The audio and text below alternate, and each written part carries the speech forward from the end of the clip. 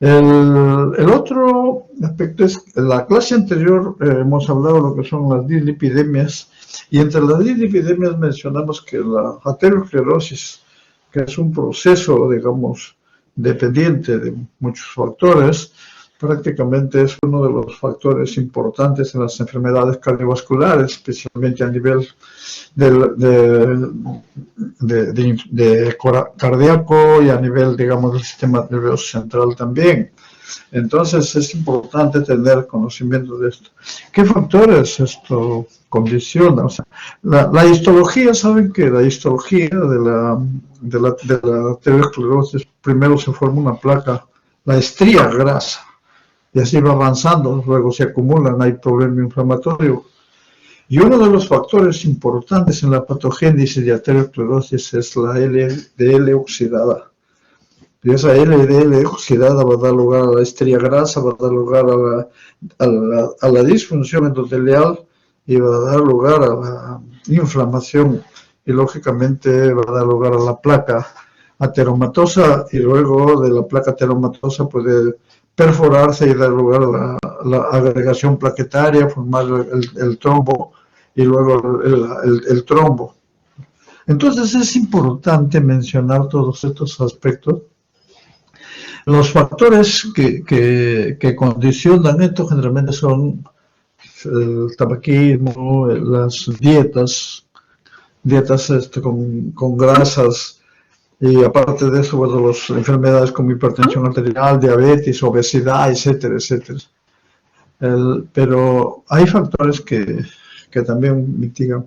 Uno de los aspectos importantes con relación a las dislipidemias es, generalmente en las dislipidemias hay trastornos de los transportadores de los lípidos, que sea tanto del colesterol como triglicéridos. Los transportadores son las lipoproteínas. Y estas lipoproteínas, prácticamente hay varias lipoproteínas que transportan. La que es prácticamente responsable de la aterosclerosis, o sea, del problema de la placa de ateroma, y en relación directa, casi directa, con los cuadros de insuficiencia coronaria o problemas vasculares en otro nivel, generalmente son las LDL, las lipoproteínas de baja densidad, con incremento de colesterol.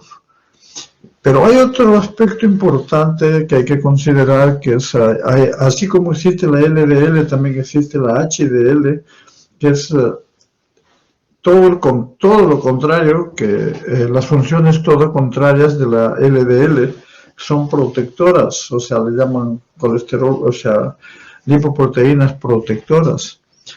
Tienen efecto antioxidante, tienen efecto protector, tienen efecto antitrombótico y conservan la funcionalidad, la función del endotelio. Entonces son importantes. De ahí que uno de los factores importantes o uno de los objetivos en este tipo de dislipidemias generalmente es bajar, de acuerdo a los resultados que tenga, bajar el LDL y el colesterol y elevar el HDL y bajar los triglicéridos en términos generales. Entonces, eso es importante. Con relación a los medicamentos que se utilizan, generalmente son las estatinas, las resinas atrapadoras de ácidos biliares, ¿no? Y prácticamente, y también los fármacos que impiden la absorción del colesterol, que la ezetimiba, por ejemplo, es uno de ellos. Las resinas, ambos disminuyen, los tres disminuyen el LDL y disminuyen el colesterol. Y los otros fármacos, los otros grupos farmacológicos que los fibratos. Entre los fibratos que tenemos el jengibre oxil o el fenofibrato, lo que hacen es disminuir los triglicéridos y aumentar el HDL especialmente, y la niacina también. Creo que con esto, en términos generales, es un resumen de lo que hemos hecho en la clase anterior. Ahora vamos a ver lo que es ya trastornos de la hemostasia. Pero si se dan cuenta, digamos, justamente en la unidad, porque con esta unidad ya estamos terminamos con esta clase, terminamos la unidad, que es cardiovascular y también vemos que las enfermedades cardiovasculares tienen que ver mucho con problemas de la hemostasia también, especialmente la trombosis. Ya hemos hablado anteriormente de arritmias, hemos hablado de insuficiencia coronaria, hemos hablado de dilipidemia. Ahora vamos a hablar de los que son trastornos de la hemostasia. ¿Qué significa la hemostasia? La hemostasia es un proceso por el cual la sangre se mantiene fluida en el organismo sin complicaciones, o sea, sin sangrar, no hay sangrado de los vasos y no hay trombosis tampoco, porque lógicamente el sangrado trae consecuencias y la trombosis también. Entonces, ¿cómo es que mantenemos, digamos, la hemostasia? Hay tres fenómenos básicos acá para mantener la hemostasia. Uno es el vasoespasmo y la formación del tapón plaquetario, en primer lugar. Vasoespasmo y formación del tapón plaquetario. En segundo lugar, son los factores de la coagulación. Está la coagulación sanguínea, que acá, bueno, se borró. Creo que, a ver, igualita, no ha salido. Pero la coagulación sanguínea acá, coagulación sanguínea. Y el tercero es fibrinolisis. ¿Cómo es que se mantiene? En el vasoespasmo tapón plaquetario lo que pasa es que se segregan sustancias, por ejemplo el tromboxano 2, cuyo efecto es vasoconstrictor y produce agregación plaquetaria. Entonces, eso es el primer paso para mantener la hemostasia. En segundo lugar, activación de los factores de la coagulación sanguínea. ¿Y cuál es el objetivo? Formar el coágulo de fibrina. Entonces, y para ello intervienen tanto el factor intrínseco como el factor extrínseco, que a ustedes lo conocen por fisiología. ¿Y cuál es el objetivo que tienen? Transformación del fibrinógeno en fibrina y lógicamente un coágulo sanguíneo. Acá un tapón plaquetario en la primera fase y en la segunda fase el coágulo sanguíneo. Entonces, es importante acá, porque acá en este lado interviene el tromboxano, en este lado intervienen los factores de la coagulación. Y una vez que está formado el coágulo sanguíneo, para evitar la formación de trombos, ¿ya? Porque si sigue formando más coágulos, se va a formar trombos. Entonces, tenemos el tercer paso, que es la fibrinólisis. La fibrinólisis generalmente interviene el factor activador del plasminógeno, que se transforma en plasmina, y la plasmina transforma la fibrina en productos de degradación de fibrina. Y la sangre sigue circulando. Esos son los trastornos de la hemostasia. Ese es, digamos, disculpe la frase, es el mantenimiento de la hemostasia. ¿Cómo se hace?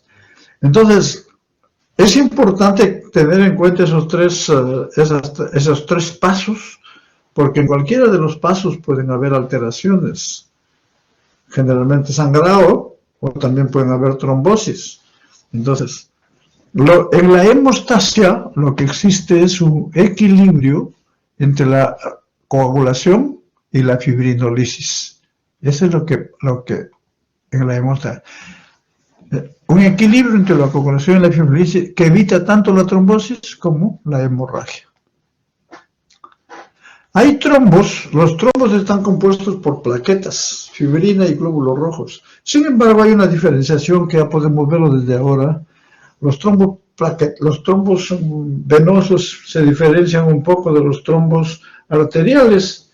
Los trombos arteriales predominantemente son con plaquetas. Tienen fibrina, tienen glóbulo rojo, pero predominan las plaquetas. Y los trombos venosos predominan la fibrina. Entonces, esas son las diferencias sustanciales. ¿Y por qué es importante esto? Porque yo cuando quiero prevenir trombo venoso, generalmente tengo que ir por eso están los antiagregantes plaquetarios. Cuando yo quiero prevenir trombos de fibrina o quiero alterar trombos de fibrina, predominantemente los venosos, generalmente están los antiagregantes, los anticoagulantes. Esta es digamos, la razón por la cual, en términos generales, porque esto es mucho más complejo, los fármacos antitrombóticos, o sea, los que están en contra de los trombos, uno son los antiagregantes plaquetarios, que mencionamos, que inhiben la activación de las plaquetas. Los anticoagulantes que reducen la formación de fibrina, que ya lo mencionamos, y los fibrinolíticos que lo degradan a la fibrina.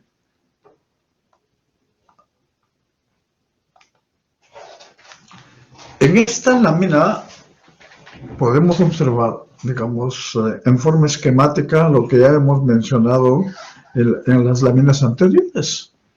Daño del vaso, exposición de colágeno y subendotelio, adhesión plaquetaria y liberación de gránulos, o sea, tromboxano A2. Entonces el tromboxano 2 es el que va a producir agregación plaquetaria y vasoconstricción.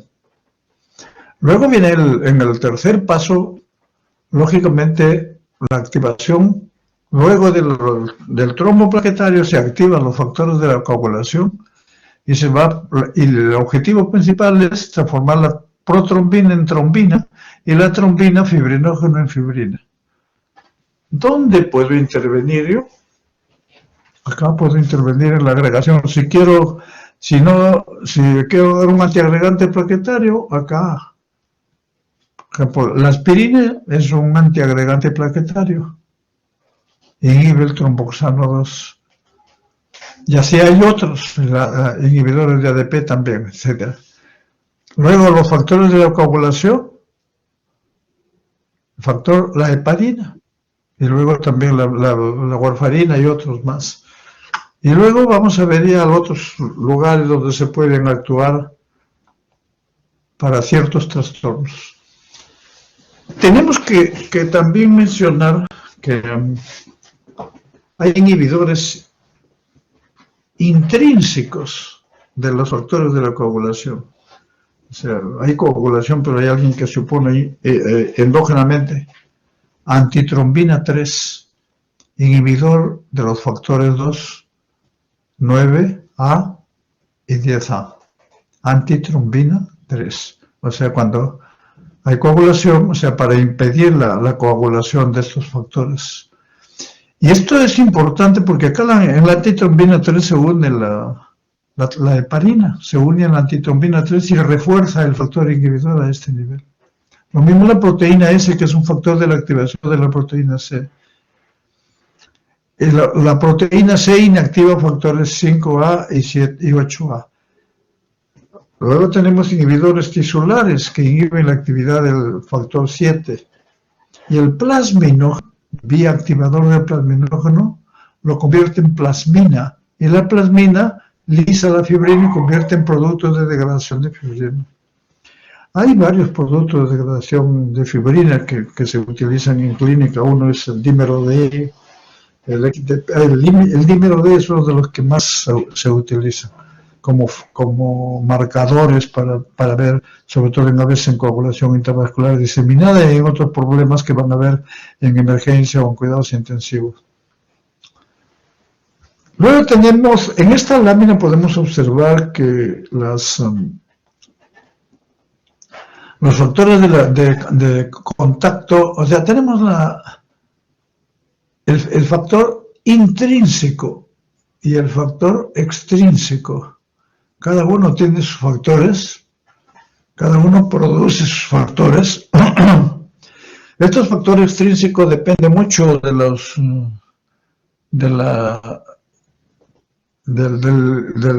metabolismo hepático, a nivel hepático, y depende de la vitamina K. Y este factor intrínseco también depende, se forma también en el hígado. Y estos son los factores. Pero hay factores comunes, la vía común, XA, 5A, fosfolípidos, en términos generales. Luego se forma la protrombina, que va a formar la trombina, la transforma en fibrinógeno en fibrina. Esta es una vía común. Esta es una vía común. Y esta es vía extrínseca, vía intrínseca y vía común. Entonces, algunos fármacos actuarán a este nivel, otros fármacos actuarán a este nivel, y otros fármacos actuarán en la vía común. Algunos en la vía intrínseca, otros en la vía extrínseca y otros en la vía común. La fibrinólisis es un proceso también que es bastante importante y de bastante impacto. La fibrinólisis, el plasminógeno, con estos cofactores se transforma en plasmina. Y la plasmina, la fibrina, lo degrada en factores de degradación de fibrina. Y ahí intervienen otros factores también.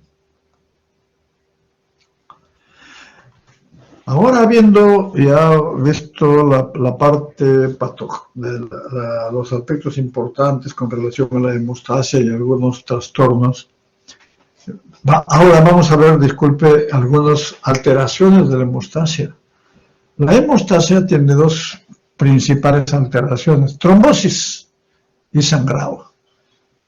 Trombosis, formación inapropiada de coágulos dentro del sistema vascular. Las consecuencias de esto son de gran impacto clínico, depende del trombo donde llegue. Si llega un trombo a la arteria coronaria, insuficiencia coronaria, infarto miocardio. Si llega un trombo al sistema nervioso central, a las arterias, dependiendo de las zonas, isquemia e infarto. Entonces, eso es importante.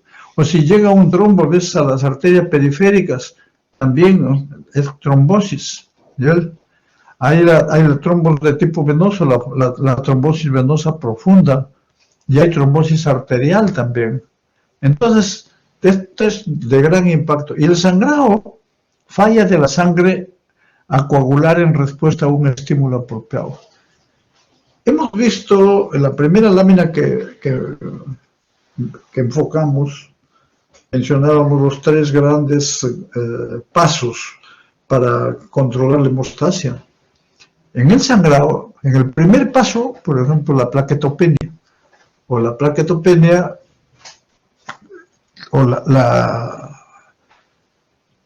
disminución cuantitativa de plaquetas o disminución funcional de las plaquetas, o sea, no puede haber agregación plaquetaria.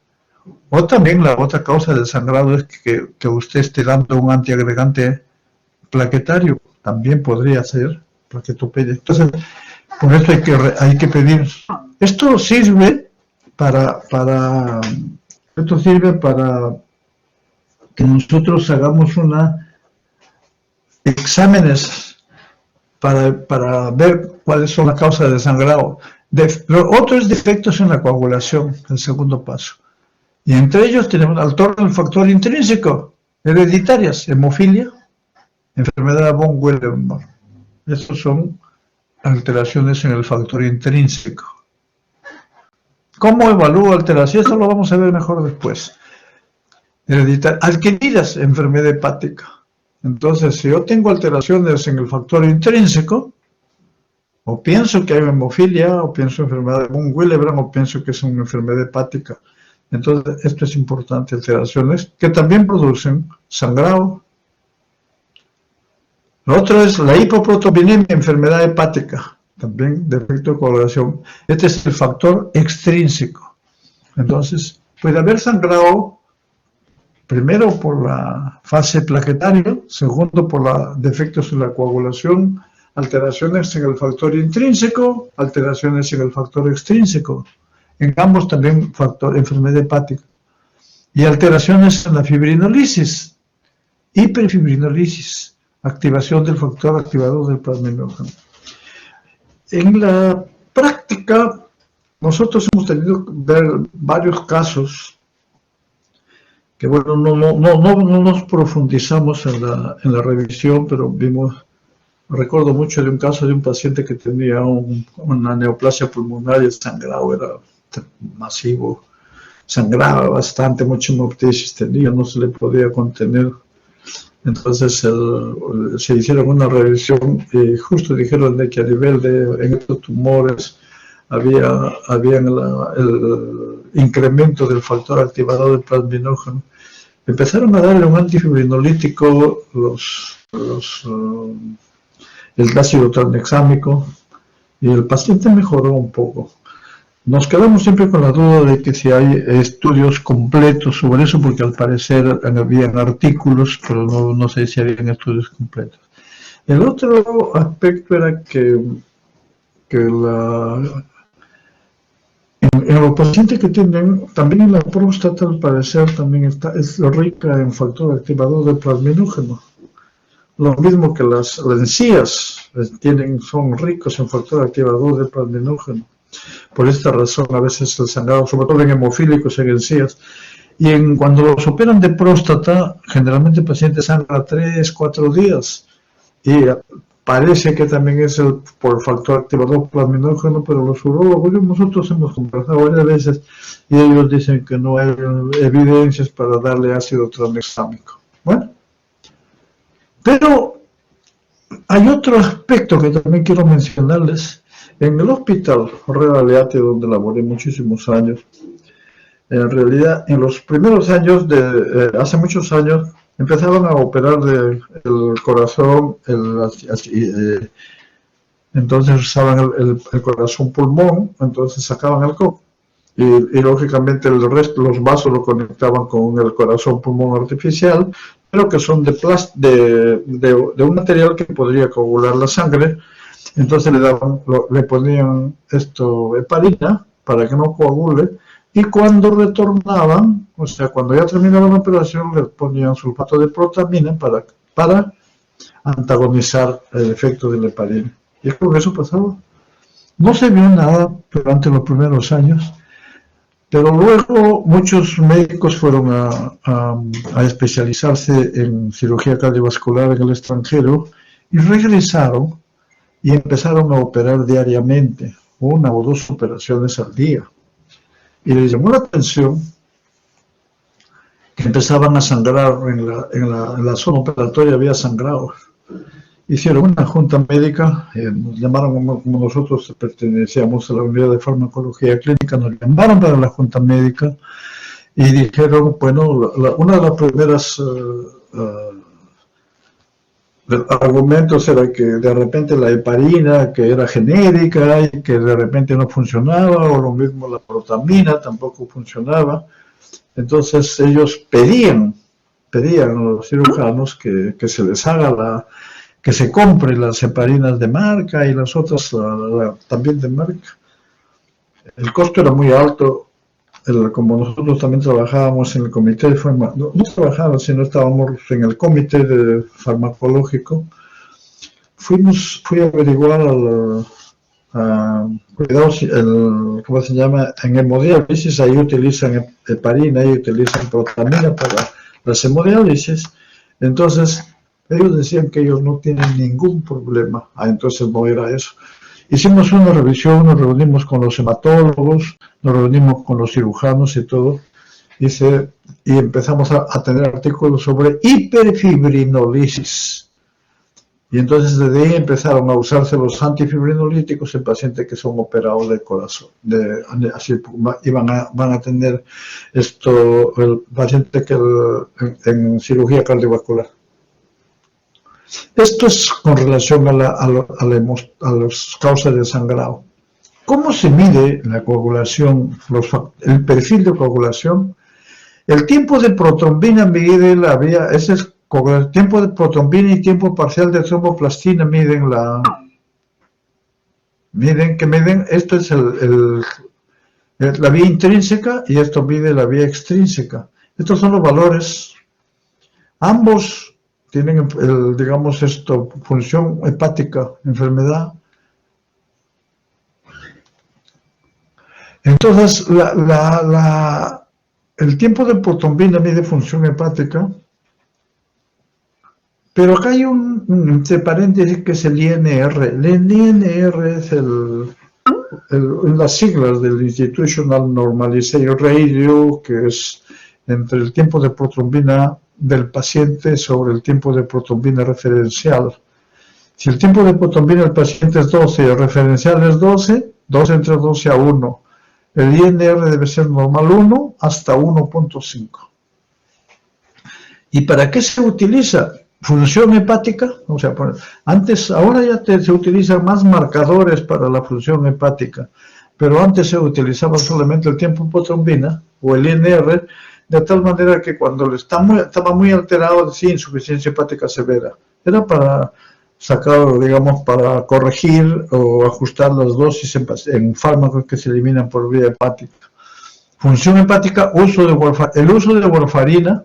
Lógicamente, cuando uso warfarina, tengo que monitorizarlo con tiempo de hipotrombina. Generalmente la warfarina, para ver anticoagulación, tiene que duplicarlo dos veces y medio más. El INR es entre 2 a 3 más o menos.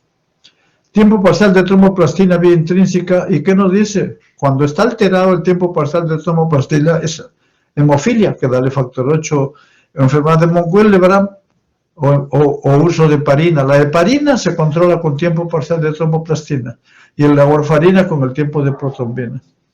El tiempo de trombina, que esta es la vía común ya, es la vía final común, este es el segundos también, es que se ve generalmente más en coagulación intravascular diseminada y en glosis pálida. El tiempo de coagulación, que ve la vía intrínseca también hasta 8 minutos, es tiempo de sangría, es la fase vascular, y dosaje de fibrinógeno. Entonces, es importante mencionar todos estos factores. Y luego tenemos acá los perfiles de coagulación que pueden haber. En este lado tenemos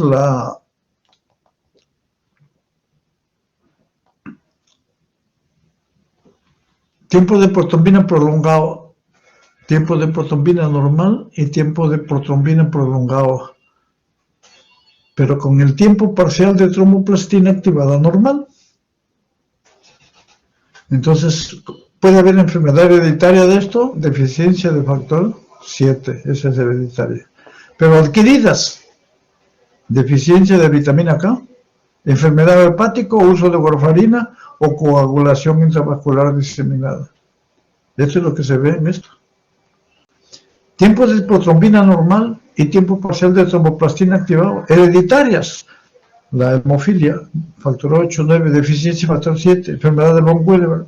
Adquiridas, uso de heparina o de anticoagulantes orales, dabigatran, inhibidores de factor 8, anticoagulante lúpico también. Entonces, estos son las enfermedades adquiridas cuando hay el tiempo protrombina normal y el tiempo parcial de tromboplastina activado prolongado.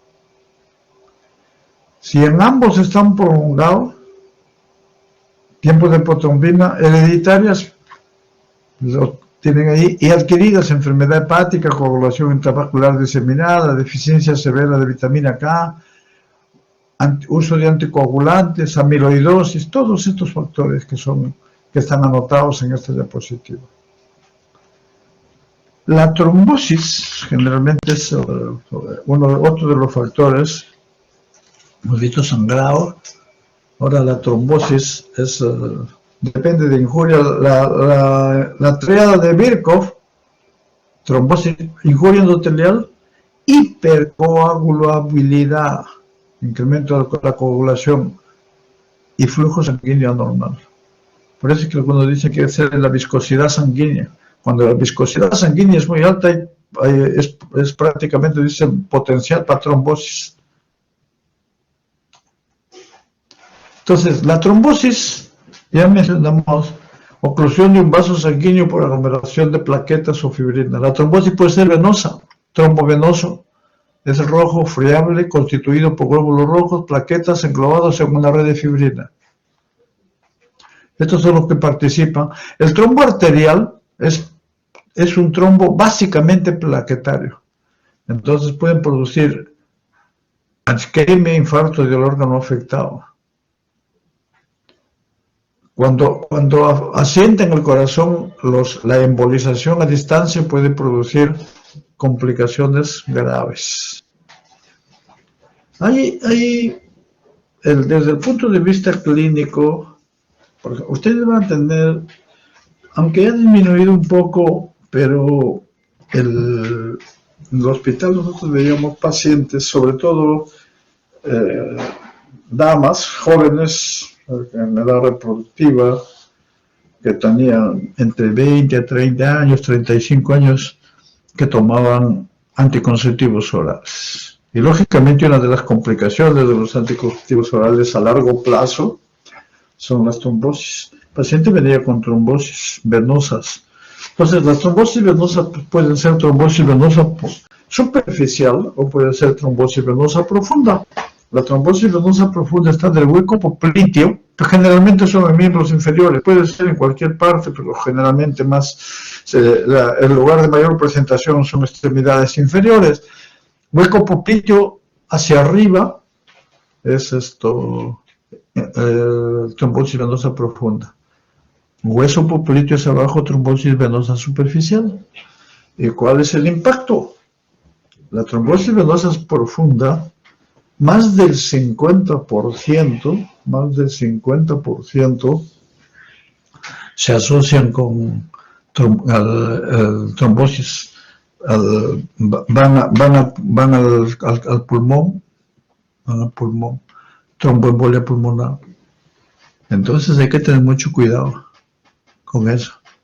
Por eso es que cuando viene un paciente con trombosis venosa hay que anticoagularlo de inmediato. La trombosis superficial tiene riesgo, pero el riesgo es mucho menor, por eso uno prefiere. Entonces, lógicamente, cuando hay émbolos, por ejemplo, el caso de fibrilación auricular, hay embolias, a veces si hay trombos ahí, y salta un émbolo que se va a distancia, puede ocasionar complicaciones graves. En ese contexto tenemos ya los fármacos que se utilizan para la terapia en los trastornos de la hemostasia. En primer lugar tenemos los anticoagulantes, luego los adyuvantes, o sea, en el caso de sangrado por heparina se utiliza el sulfato potamina, y en el caso de sangrado por warfarina se utiliza la vitamina K. Los antihemofílicos, factor 8, factor 9. Los antiagregantes plaquetarios, los trombolíticos, los antifibrinolíticos. Dentro de los anticoagulantes que más usamos son las heparinas. Hay la heparina convencional, la heparina no fraccionada. Esa es la heparina. ¿Cómo actúan las heparinas? La heparina convencional actúa uniéndose a la antitrombina 3 y lógicamente es un anticoagulante endógeno y fortalece ese efecto. Esa se une a la antitrombina 3. ¿Y cómo actúan las heparinas de bajo peso molecular? Actúan de frente inhibiendo el factor 10A. Entre ellos tenemos la enoxaparina, deltaparina, nadroparina. La heparina convencional se aplica por vía endovenosa o por vía subcutánea, no por vía intramuscular. Las heparinas de bajo peso molecular generalmente se aplican más por vía subcutánea. Entonces, por otro lado, estas heparinas generalmente se utilizan para anticoagulación inmediata o rápida. Anticoagulación rápida por vía parenteral. Pero la anticoagulación por vía oral generalmente se da la warfarina.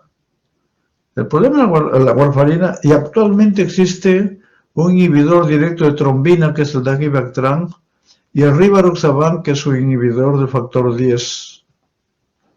Entonces, pero son por vía oral. La warfarina prácticamente esto actúa, tiene sus ventajas y además fue el único producto que estaba mucho tiempo recién han aparecido los que estamos mencionando, no recién, pero ya tienen varios, esto es antiquísimo, pero tiene características que lo diferencian de estos dos fármacos. Una que es un fármaco de margen terapéutico muy estrecho, y hay que observar. Segundo, que se metaboliza bajo los CYP y puede ser inhibido o puede ser inducido. Tercero, que tiene inclusive interacciones con alimentos. Entonces, lo otro es que su efecto se ve recién a los 3 días. y cuando usted deja de usarlo también el efecto desaparece a los 3 días. O sea, es importante mencionar esto. Estos fármacos prácticamente, uno de las reacciones adversas de esto es el sangrado. Con esto vamos a ver luego posteriormente. Entonces, vemos los anticoagulantes, de los ayudantes en todo caso, sulfato de potamina para uso de heparinas y vitamina K para uso de warfarina. No para estos, no, es para esto. Los antihemofílicos ya también mencionamos, y los antiagregantes plaquetarios, vamos a verlo posteriormente. Los antiagregantes plaquetarios inhiben la agregación plaquetaria por varios mecanismos, algunos por inhibición de ADP, otros por inhibición del tromboxano 2, etcétera, etcétera. Luego vienen los trombolíticos o fibrinolíticos. Estos lisan los coágulos. Esto ha sido un gran avance en la medicina, porque se empezaron a hacer la fibrinolisis en pacientes que tenían trombos en el corazón, en las arterias coronarias, les daban trombolíticos en otros lugares. Entonces, con eso han mejorado un poco la morbilidad y la mortalidad también. Luego, de entre ellos tiene streptokinasa, alteplasa, reteplasa, canecteplasa. Y los antifibrinolíticos, porque los trombolíticos pueden sangrar, pueden dar como reacciones adversas sangrado. Entonces, los antifibrinolíticos. Y también mencionamos cuáles son las causas de fibrinolisis también. Y por último, algunos hemostáticos tópicos que se utilizan en algunos casos. Los agentes antitrombóticos, antiplaquetarios, ya mencionamos, y anticoagulantes. Entre los anticoagulantes hemos tenido las heparinas no fraccionadas, heparinas de bajo peso molecular, antagonistas de vitamina K, la warfarina, inhibidor de efecto de trombina, el dabigatran, que es el único que tenemos acá, inhibidor directo del factor 10, rivaroxaban, epixaban, endoxaban. Y acá tenemos un cuadro, en esta lámina podemos observar un cuadro donde hay intervenciones, digamos. La heparina, según la antitrombina 3, ya actúa en estos factores. Las heparinas de bajo peso molecular solo actúan en este nivel. Los inhibidores de trombina, por ejemplo, actúan a este nivel. Los que actúan en el 10A, las heparinas de bajo peso molecular, y los otros, el rivaroxaban, que son anticoagulantes por vía oral. ¿Cómo monitorear los antitrombóticos? Antes de iniciar una terapia antitrombótica, es necesario hacer una evaluación del estado basal hemostático. Ya hemos visto el perfil frecuente de plaquetas, todo perfil, todos estos factores que ya hemos visto anteriormente. La lámina que hemos visto anteriormente acá, igual tenemos los anticoagulantes, el factor 10, otros. Los antiagregantes plaquetarios, lo tienen las heparinas de bajo peso molecular, lógicamente actúan a nivel también de la trombina, los que actúan a nivel de la trombina, y los que actúan a nivel de los antiagregantes plaquetarios, inhibidores del tromboxano 2, inhibidores del ADP, inhibidores de los receptores de las plaquetas. Luego, acá en términos generales, vemos ya lo que es los anticoagulantes. Tenemos la heparina convencional. Ya hemos mencionado que su administración es por vía endovenosa o subcutánea. Hemos mencionado también ya que se une a la antitrombina 3, genera un cambio conformacional y acelera la capacidad para inactivar la trombina 2A, 10A y 9A. O sea, esto es lo que hace. Inactiva esos niveles, pero se une a la trombina para formar antitrombina 3, ya lo mencionamos. El efecto de la heparina se controla con tiempo parcial de tromboplastina activada. Estos son los valores normales. Para la anticoagulación, se requiere una duplicación, generalmente 2 veces a 2 veces y medio del valor basal. Si su valor basal está en 30, 60, 70 máximo. Si su valor basal está en 40, 80, 90 máximo. Si ya pasa de 100, 100, no, es prácticamente nos estamos pasando de dosis, o disminuimos la dosis, o si está sangrando hay que darle un antagonista, que es el sulfato de protamina. Las indicaciones de la heparina son enfermedades tromboembólicas, tromboembolismo pulmonar, trombosis venosa profunda, infarto en miocardio. Ya mencionamos más o menos, ya mencionamos anteriormente cuando hemos hablado de fármacos en la insuficiencia coronaria aguda. Profilaxis de la trombosis venosa profunda, anticoagulación en embarazo. ¿Por qué? Porque si una gestante tiene trombosis, no le puedo dar warfarina, y los nuevos anticoagulantes orales están en categoría D, algunos, se prefiere no usarlos. Entonces, para anticoagular en una gestante se utiliza la heparina, porque hay teratogenia. En coagulación intravascular diseminada, en hemodiálisis prácticamente todos los pacientes con hemodiálisis utilizan heparina, no hay que utilizan equipos de hemodiálisis. Las reacciones adversas del sangrado se antagoniza con sulfato de protamina, 100 miligramos, o sea, si cada 100 unidades de heparina, 1 miligramo de sulfato de protamina. Otra de las reacciones adversas es trombocitopenia, osteoporosis. ¿Cuándo está contraindicado para las heparinas? Si es una hipertensión maligna, olvídese, ¿no? La gente está en crisis hipertensiva, no de hablar. Si hay un sangrado activo, tampoco lo le voy a dar. En hemorragia cerebral o subaranoidea, tampoco. Cirugía ocular o de médula reciente, tampoco. Esas son las contraindicaciones para el uso.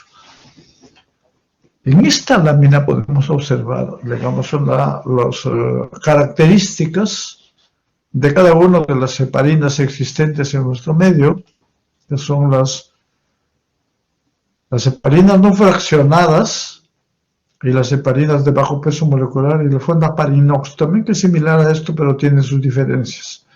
Vamos a incidir un poco más en estas dos, las no fraccionadas y las fraccionadas, las de bajo peso molecular. Este es su rango de peso molecular, su anti-XA y anti-2A actividades 1:1. En cambio, la actividad de las heparinas de bajo peso molecular es mayor, 2:4. Mayor actividad sobre los factores eso es por lo menos teórico. Acá requiere monitorización y tiempo parcial de tromboplastina, los dos, inactivación de plaquetario también, pero no requiere acá. Algunos dicen no requiere y otros dicen no se puede controlar. Habría que observar siempre. Y es que todos estos factores, que ya ustedes lo van a ver con más detenimiento. La vida media, este es de 2 a 6 horas, este es de 2 a 3 horas. Por eso es que esto se da cada 4 horas, cada 4, cada 6 horas, y esto se da cada 12. La eliminación generalmente es renal, y acá también renal en ambos lados. Entonces, luego podemos observar también en esta lámina la farmacocinética. La heparina no atraviesa placenta, entonces es importante. Se administra ya hemos dicho cómo se administra, sus características. Las heparinas de bajo peso molecular tienen mejor absorción desde el tejido subcutáneo, su eliminación renal es más lenta. La vida media es mayor, pues lógicamente, que la no fraccionada. Ambas se metabolizan en el hígado mediante heparinasas. Ahora vemos lo que son los anticoagulantes orales, la warfarina. Ya hemos mencionado que la warfarina, bueno, Se sigue utilizando en Estados Unidos, en Europa, se sigue utilizando acá en el país, también en los centros hospitalarios, pero tiene sus características. Y hay situaciones en las cuales ya no se usan. Por ejemplo, de ellas, cuando hablamos anteriormente sobre arritmias, vimos que la amiodarona tiene, los pacientes que usaban amiodarona y usaban warfarina, la potencialidad del sangrado con warfarina era bastante alta. Entonces, pero sabemos muy bien que para fibrilación auricular tenemos que dar tratamiento anticoagulante. De todas maneras, que ese es uno de los objetivos, atacar esto, porque son una de las complicaciones severas de la fibrilación auricular. En ese contexto ya se están utilizando otro tipo de anticoagulantes que vamos a ver luego.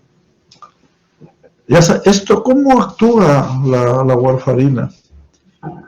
Impide la activación de la vitamina K. Lo vamos a ver en la lámina qué significa eso.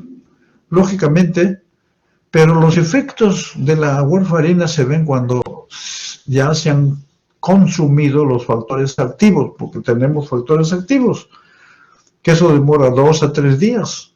Por eso uno puede dar warfarina y recién va a actuar a los 3 días. Y de igual manera, el efecto anticoagulante demora todavía, sigue 2 a 3 días después que usted suspende la warfarina. ¿Vale? La farmacocinética tiene una farmacocinética bastante compleja, pero tiene una unión proteica bastante alta. Su biodisponibilidad es muy buena, pero una unión proteica 98%, o sea, 2% es fracción libre. Y tiene una vida media prolongada de 40 horas. Se distribuye en los tejidos, atraviesa placenta, por eso, metabolismo hepático que ya mencionamos por varios CYP, el 12A9 y el 3A4. Inhibidores o activadores enzimáticos pueden actuar en la warfarina. Es un fármaco de margen terapéutico muy estrecho.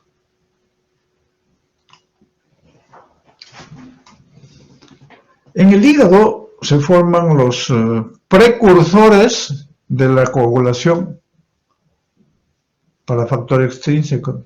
2, 7, 9 y 10. Estos son los precursores. Estos precursores, lógicamente, no tienen efecto, no son factores de la coagulación, sino son precursores. Para que actúen como factores de la coagulación necesitan la vitamina K activada, que lo carboxilan. Es el proceso de carboxilación. Una vez que se carboxila ya se transforman en factores activos de la coagulación, la carboxilación. Estos son factores activos, con una enzima carboxiglutamil. Entonces, ¿qué hace la warfarina? Impide que la vitamina K se active y por lo tanto los precursores no se carboxilan y no hay factores activos. Entonces, esa es la forma como anticoagula. El efecto se controla con el INR, que es el tiempo de protrombina observado en el paciente con el tiempo de protrombina de referencia. El valor normal del tiempo de protrombina es 12 a 14, pero el INR es 1 a 1.5. Para anticoagulación no debe pasar de 3. Es importante mencionar, lo mismo que les mencioné el grupo de ayer. Tuvimos un paciente de 1,90 de talla, un paciente con HIV, pero era muy delgadito, estaba desnutrido y tenía una trombosis venosa profunda. Lo hospitalizamos, le empezamos a dar heparina, pero dijimos que no lo vamos a mantener con heparina todo el tiempo, hay que darle ya warfarina, porque la warfarina actúa a los 3 días. Empezamos con warfarina y empezamos a pedirle su INR. A los 3 días nos viene el INR y el INR estaba en 10. ¿Qué pasó? 10. Según la literatura, 10 ya no viven, pero bueno, como Dios es peruano, prácticamente el paciente estaba aparentemente bien, pero tenía un INR elevado. O sea, el riesgo de sangrado, y sangrado no solamente externo, sino puede haber sangrado a nivel del sistema nervioso central, todo, nos asustamos y hay que ver los resultados de... Habíamos traigan su historia clínica. La historia clínica, revisen. Le han pedido albúmina, no le habían pedido, pídanle albúmina, pero inmediato. Viendo la albúmina estaba en 1.5. Entonces, ¿a dónde se iba a unir la warfarina? No tenía dónde unirse, entonces la fracción libre era muy alta. Por esta razón hay que tener bastante cuidado cuando ustedes administran a estos pacientes. Indicaciones: efectos tromboembólicos recurrentes, fibrilación auricular, se empezaba a utilizar mucho, actualmente ya se utilizan otros, en prótesis valvular se siguen utilizando, pero hay que controlarlo, bastante también algunos ya utilizan otros medicamentos. Contraindicaciones: en insuficiencia hepática, lógicamente, deficiencia de vitamina B-K también, en embarazo está contraindicado. Reacciones adversas son necrosis cutánea, síndrome de dedos morados, por actividad reducida de proteína C y urticaria. Interacciones, ya hemos visto que actúan con diferentes CYP, el paracetamol, cimetidina, fluoroquinolona, inhibidores selectivos de recaptación de serotonina, miodarona, macrólidos, estatina, inhiben el metabolismo, aumentan sus concentraciones y lógicamente mayor sangrado. Inducen el metabolismo, disminuyen el efecto barbitúrico, carbamazepina, y disminuyen la absorción del ácido ascórbico, azatioprina, corticoides. Efectos adversos de los anticoagulantes orales: hemorragias digestivas, fetales, microcefalia en las gestantes, en los fetos, pigmentación irreversible de los pies, le llaman síndromes de dedos morados. ¿Qué hacer cuando tenemos un paciente con complicaciones por warfarina? Uno, suspender la administración, lógicamente. Pero ya sabemos que suspendiendo la administración va a seguir actuando la warfarina por lo menos 2 días más. Entonces el paciente puede seguir sangrando, pero hay que suspenderlo de todas maneras. Administración de vitamina K para antagonizar, porque si no va a seguir actuando por 3 días más. Pero la vitamina K también actúa a las 4 o 6 horas y a veces a las 12 horas. Entonces, pero si el paciente está sangrando severo, un sangrado severo por warfarina, puedo administrarles, tengo que suspenderle lógicamente, si quiero le administro vitamina K, pero además lo más importante es el plasma fresco congelado o concentrado de factores. En estos casos, por ejemplo, yo me acuerdo de un paciente que venía anticoagulado, estaba sangrando, y los internos dijeron: doctor, está con un dolor abdominal. Lo tuvieron era una apendicitis, hay que operarlo ya antes que se perfore. Llamamos al hematólogo, le inyectaron el plasma fresco, controlado, y lógicamente un paciente de alto riesgo, pero salió bien, tuvo que operarse. Ahora, los otros anticoagulantes orales son inhibidores directos de la trombina y factor 10. La trombina, como ustedes conocen, ya es uno de los factores, es la enzima final de la cascada de la coagulación que produce fibrina. La trombina tiene un rol central en la coagulación, transforma fibrinógeno en fibrina e interviene activando otros factores procoagulantes. El 5, el 8, el 11, el 13, y activa plaquetas también. Esto es todo lo que hace la trombina. Los inhibidores directos de trombina, lógicamente que ya inhiben estos también, ya no actuarían sobre estos factores, se unen al sitio activo de la trombina, incluye el vivalirudin, nosotros no lo tenemos, el argotraban, pero el único inhibidor directo de trombina por vía oral, estos son por vía endovenosa, por vía oral disponible es el dabigatran. Dabigatran es el único que se dispone. Y el otro agente es el cimelatran, que fue retirado del mercado debido a hepatotoxicidad y eventos cardiovasculares. el único que se dispone es el dabigatran. Luego tenemos acá el factor 10. Factor 10 actúa inmediatamente antes de la trombina, a la cascada de la coagulación, el punto de convergencia de las vías intrínsecas, vía común. La inhibición del factor 10 puede prevenir la generación amplificada de trombina. Se une directamente al sitio de actividad, sin requerimiento de cofactores. No hay inhibidores parenterales de uso clínico, o sea, estos son por vía oral. Rivaroxaban, el que estamos usando en la actualidad, el Epixaban también, Endoxaban, son los tres del país ayer. El Rivaroxaban generalmente se administra, o tiene diferencia con estos, con el Epixaban, lo tienen diferencia por aspectos farmacocinéticos, vida media. Esto se da una vez al día y esto se da 2 veces al día. Sin embargo, hay estudios ya demostrado, porque ¿cuál es el riesgo de los, al parecer, estos anticoagulantes orales tienen menos riesgo de sangrado, tienen menos riesgo de sangrado que la warfarina, menos, pero siguen teniendo riesgo. Y además que no tienen las interacciones, pero tienen otro tipo de interacciones que van a ver. Y el otro aspecto es que, lógicamente, también tiene que ver, o sea, yo lo voy a anticoagular, pero tengo que ver no solamente que no sangre, sino tengo que proteger al organismo. Entonces, al parecer, el Epixaban tiene esto es menos riesgo, menos del 5%, pero el Epixaban y el Endoxaban al parecer tienen mucho menos riesgo que el Rivaroxaban de sangrado. Entonces los pacientes que tienen, porque hay marcadores para ver qué pacientes tienen mayor riesgo de sangrado, pues estos pacientes, sobre todo en fibrilación auricular que lo manejan, esto se administra 2 veces al día y esto una sola vez al día.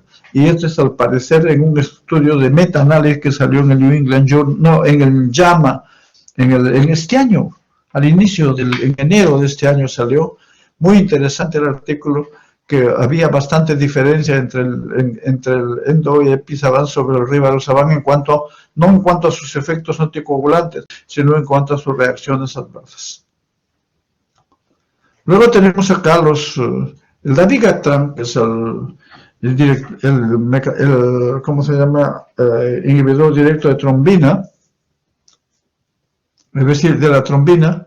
Lógicamente, su biodisponibilidad, efecto a la hora, pico a las 2 horas, reacciones, hemorragia hasta el 33%, o sea que sangran también, sangrado mayor hasta el 6%, anafilaxia. Interacciones farmacológicas, amiodarona, antiagregante plaquetarios, satinib, puede elevar las concentraciones séricas del dabigatran. Por eso es que no se utiliza mucho en esto. El control, tiempo de coagulación de hecarina, generalmente no se hace. En otros países que parece que sí lo están haciendo en laboratorios especializados, pero si no está disponible, usar el tiempo parcial de tromboplastina activada para proveer información del anticoagulante. Indicaciones: tromboembolismo venoso, profilaxis ortopédica, o están utilizando profilaxis ortopédica, porque antes usaban las heparinas de bajo peso molecular. Tratamiento, fibrilación auricular, síndrome coronario agudo, trombocitopenia, etc. Esas son las indicaciones. Trombocitopenia inducida por heparina. Cuando hay en la heparina puede haber, entonces, si por heparina produzca trombocitopenia, puedo darle, digamos, y necesito anticoagular, podría darle el dabigatran. Pero estos son el Rivaroxaban, su fármacocinética, inhibe directamente la activación plaquetaria y el coágulo de fibrina por inhibición del factor 10, tanto en la vía intrínseca como intrínseca. Su biodisponibilidad, unión proteica, sangrados, trombocitopenia, anemia, síncope. Indicaciones iguales que las anteriores. Los inhibidores, en esta lámina podemos tener algo, también algo interesante, porque el dabigatran se elimina 80-85% del riñón, entonces en paciente hay que ajustar la dosis dependiendo de la depuración de creatinina. En cambio, en estos casos, ¿no? Endosaban y Epixaban, ¿no? La eliminación es. ¿Cuáles son las ventajas sobre de estos factores especialmente? Sobre la heparina y la warfarina. Difieren significativamente de los antagonistas de vitamina K, que es la warfarina, en su lugar de acción, su farmacocinética, interacciones medicamentosas, necesidad de monitoreo, aunque eso también es relativo, disponibilidad de antídotos en caso de excesivo sangrado. Estas diferencias sumado a la eficacia similar y bajo riesgo de sangrado y fácil administración, es importante de esto. La decisión debe ser individualizada, tomando estos factores en cuenta.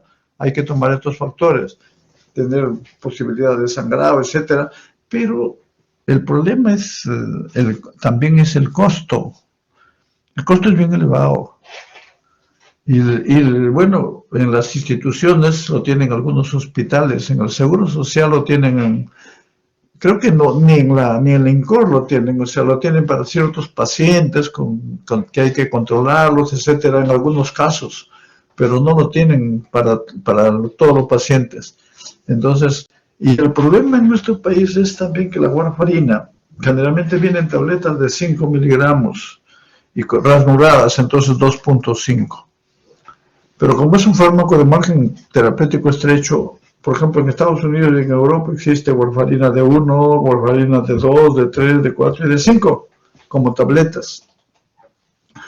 De tal manera que, de acuerdo a cómo va con su INR, lo van regulando. Dice, pues le agregamos uno más, y todavía vienen ranuradas, le damos la mitad. Pero nosotros no disponemos mucho de eso. Sin embargo, sí se logra, en hospital, sí se logra hacer eso. El problema es que a veces en la calle también hay que mencionar, hay que darle una lista de recomendaciones. Eso acostúmbrense desde ahora ustedes, a los pacientes deben darle una lista de recomendaciones, no farmacológica, que hizo una lista ya impresa de todas las recomendaciones.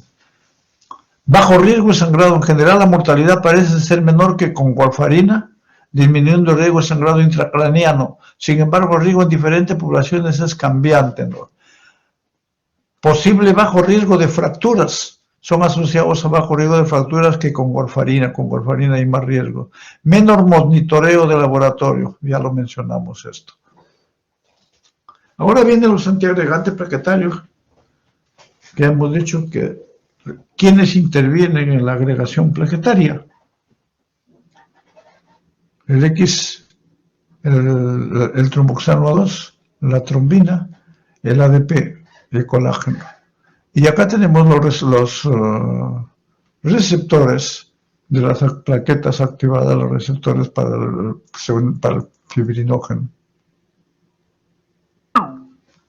Entonces, los antiagregantes pueden actuar a este nivel de receptores, pueden actuar a nivel del tromboxano, a nivel de la trombina y a nivel del ADP. Los antiagregantes plaquetarios interfieren con funciones plaquetarias, hemos visto. La aspirina bloquea la ciclooxigenasa que media el escalón en la síntesis de prostaglandina tromboxano 2. Estimulación de la agregación plaquetaria. Clopidogrel, ticlopidina. ¿Qué parte? Los antiagregantes plaquetarios intervienen en la agregación plaquetaria, tromboxano 2 del ADP, y estos especialmente también interviene la trombina, estos receptores. Entonces, los antiagregantes plaquetarios pueden inhibir el tromboxano 2, pueden inhibir la trombina, pueden inhibir la ADP o pueden inhibir estos receptores. ¿Cuál es la función de los antiagregantes plaquetarios? Lógicamente, disminuyen la agregación plaquetaria, ya no hay, liberan gránulos y mediador de la vasoconstricción, o sea, interfieren ¿con qué? Con las funciones plaquetarias. ¿Y cuáles son las funciones plaquetarias? Agregación plaquetaria, vasoconstricción. Entonces, el antiagregante plaquetario interfiere con esa función. Entre ellos tiene la aspirina, que es un inhibidor de tromboxano 2, el clopidogrel, el ticlopidina, ticagrelor, prasugrel y cangrelor inhiben la unión de adenosín difosfato que ya vimos en la lámina, inhiben ADP. Estos fármacos inhiben ADP. Esto inhibe tromboxano 2. Inhibidores de glicoproteína 2B, 3A, inhiben la vía final común de la fase de agregación plaquetaria en los receptores que hemos visto. Estos son presentación por vía endovenosa. En esta lámina también podemos observar la aspirina inhibe la COX, la formación de tromboxano 2, inhibidores de ADP, los que están mencionados, ticlopidina, clopidogrel, los inhibidores de receptores, activación, los inhibidores de la actividad de GP, o sea, la glicoproteína, agregación, y disminuyen, lógicamente, la agregación plaquetaria. Entonces, los antiagregantes plaquetarios tienen inhibidores del tromboxano, antagonistas de receptores de ADP, antagonistas de receptores de glicoproteína, inhibidores de fosfodiesterasas y misceláneas. Hemos mencionado ya con relación a la aspirina, ya sabemos su mecanismo de acción. Generalmente la aspirina tiene efecto antiagregante plaquetario, tiene efecto analgésico, tiene efecto antipirético y tiene efecto antiinflamatorio. Pero la dosis para el efecto antiplaquetario es baja. Algunos dicen entre 50, pero generalmente se utiliza entre 80 a 300, a 250 máximo. Acá las cifras están un poquito ampliadas, pero podría considerarse. Cifras más altas no producen efecto antiagregante plaquetario. Entonces, estas dosis mínimas, y lógicamente a estas dosis, como hemos mencionado anteriormente, son prácticamente inhibidores de COX-1 selectivos.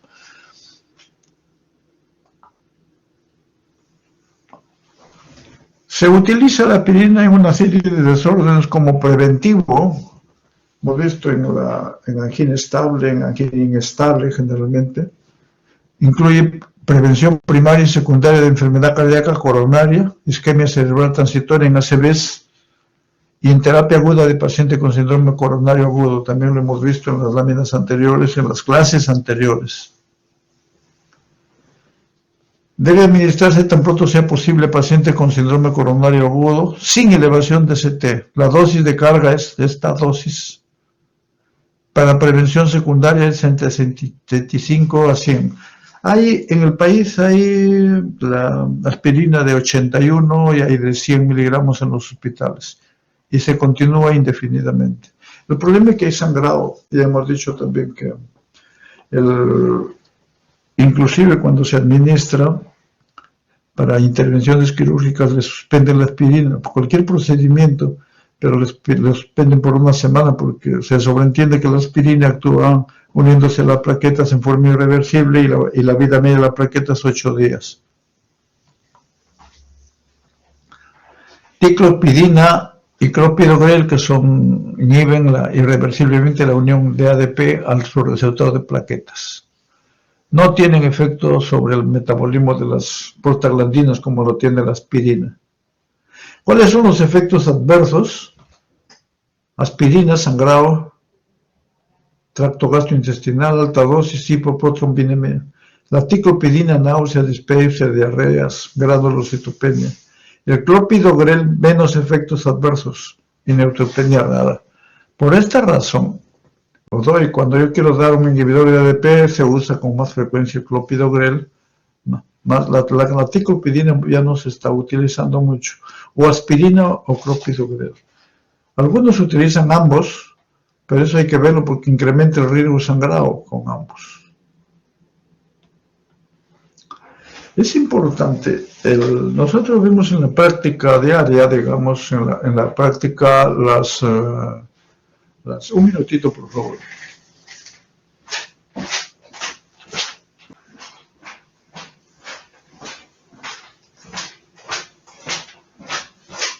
algunos pacientes les administran aspirina y clopidogrel, por ejemplo. Entonces, pero hemos visto en la práctica diaria esto, es importante evaluar y recurrir, les sugiero desde ahora, a ensayos clínicos. Hay evidencias de que con los dos mejora el cuadro, uno. O sea, la eficacia mejora, uno. ¿En qué casos? ¿En qué casos? ¿Y en qué casos? No en todos. Y hay evidencias de que el riesgo de sangrado no incrementa, o si incrementa no tiene mucho efecto. Eso es importante. No vayamos al ojo por ciento, disculpe la frase, decir, bueno, te agrego tal medicamento. Ustedes tienen que ser científicos, la medicina es ciencia. Algunos dicen es un arte, sí, pero es ciencia. Si quieren poner arte también, pero ciencia. Y la ciencia debe tener evidencias, evidencias científicas, por favor, eso es importante. Ahora veremos a nosotros los trombolíticos, hemos visto anticoagulantes, hemos visto antiagregante plaquetario y ahora vemos los trombolíticos. Entonces disuelven, el objetivo es lograr lisis terapéutica de los trombos patológicos. Son activadores del plasminógeno que transforman en plasmina y lógicamente los productos de degradación de fibrina. Reacciones adversas, hipotensión arterial, alergia, hemorragias. Hay streptokinasa, lo que existe, alteplasa y reteplasa. Tienen diferencias en cada uno de ellos. Las indicaciones de los trombolíticos generalmente están en trombosis de infarto de miocardio agudo. Cuando vimos esto, en caso de insuficiencia coronaria, vimos primero en isquemia, vimos primero ¿cómo se llama? La angina estable, la angina inestable, después infarto sin elevación de ST y infarto con elevación de ST. Generalmente, en infarto de miocardio, con elevación de ST especialmente, hay que dar trombolíticos, o da trombolíticos o dan lo que se llaman las plastías también, o colocan los stent, pero tiene eso lo van a ver cuando lleven cardiología. En tromboembolismo venoso pulmonar, efectos adversos, hay sangrado, reacciones alérgicas, arritmia por perfusión, trombocitopenia. Los fibrinolíticos es uno de los grandes avances en el tratamiento de infarto miocardio con elevación de ST, ya lo mencionamos. Son activadores del plasminógeno y activan el sistema fibrinolítico en la sangre. La streptokinasa es uno de ellos, es la forma como se administra. Tiene efectos adversos que son reacciones alérgicas, hipotensión, y es antigénica. Y creo que por esa razón se utiliza menos, aunque podrían haber otras razones. La alteplasa. La alteplasa, en contraste a la streptokinasa, incrementa la afinidad por el plasminógeno, o sea, tiene más afinidad y al parecer su efecto es mejor que con la streptokinasa. Tiene una vida media corta, sí, por eso se administra en infusión. En contraste a la streptokinasa, la alteplasa da por resultados menos depresión de fibrinógeno y no está asociado con alergia o hipotensión. Esta es la ventaja, teórica por lo menos, pero hay estudios que vamos a verlo ahora. Heparina intravenosa, por lo menos, es generalmente requerida como terapia concomitante. O sea, cuando damos estos trombolíticos, le agregan también heparina para mantener la patencia del vaso, o sea, el vaso que siga circulando y prevenir la reoclusión. La reteplasa es menos selectiva para fibrinógeno y tiene vida media más larga. Y la TNT-plasa más larga todavía, tiene una vida media más larga todavía. Acá dentro de los trombolíticos hay algunos estudios, estos pues, tienen las referencias, entonces acá del Today, alteplasa, tenecteplasa, reteplasa y streptokinasa. Las ventajas y sus limitaciones, estas son las dosis. Las ventajas es La alteplasa, mejor respuesta que con streptokinasa. Hicieron, este es en el estudio, el gusto 1, 30 días de mortalidad, mortalidad a los 30 días, 6.3 versus 7.3 con una diferencia en bastante pacientes con streptokinasa, o sea, mucho mejor con alteplasa. Más costoso que el streptokinasa, lógico, más difícil de administrar por su vida media corta. Tenecteplasa es igual que la alteplasa, pero con menor sangrado y necesidad, menos necesidad de transfusión, puede administrarse en bolo, vida media más prolongada. La reteplasa similar, pero la streptokinasa menos costosa, pero con respuestas inferiores y desarrollan anticuerpos neutralizantes, por eso es que pueden disminuir la eficacia en usos siguientes. Esta es la idea por la cual no se utiliza la streptokinasa. Riesgo elevado de hipersensibilidad.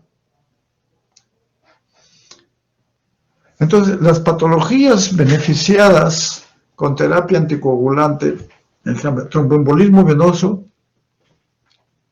prevención y tratamiento, enfermedad arterial coronaria, angina inestable, infarto agudo del miocardio, prevención de infarto, de reinfarto, cirugía de vascularización coronaria, ahí utilizan también fibrilación auricular crónica, válvula cardíaca protésica, miocarditis, miocardiopatías dilatadas, accidentes isquémicos transitorios, embolia cerebral. Estos se utilizan, es uno de estos medicamentos. Algunos utilizan dos, por eso mencionábamos que hay que ver evidencias.